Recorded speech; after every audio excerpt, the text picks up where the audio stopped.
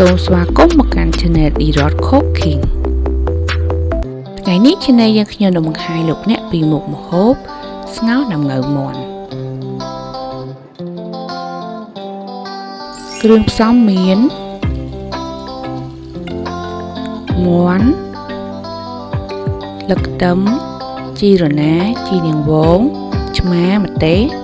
ដុំស៊ុបខ្នុរដំងៅខ្ទឹមសខ្ទឹមក្រហមស្ករសអំបិលប៊ីចេង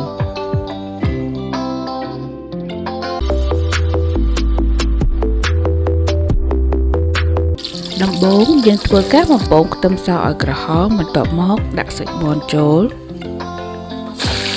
បន្តមកទៀតដាក់ស្ករសអំបិលប៊ីចេងចូល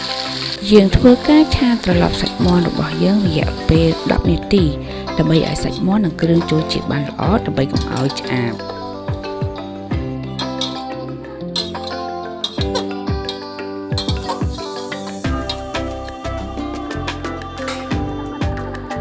បន្ទាប់មកយើងចាប់ផ្ដើមចាក់ទឹកចូល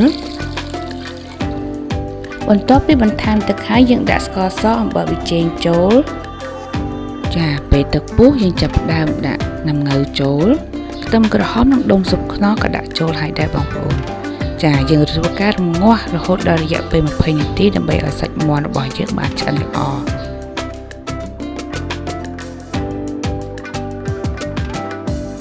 នៅពេលនេះមុខម្ហូបស្ងោរដំងៅមាន់របស់យើងបានឆ្អិនរួចរាល់សូមចុច Subscribe និងសញ្ញារូបកណ្ដឹងដើម្បីទទួលបានវីដេអូថ្មីៗពី Channel យើងខ្ញុំ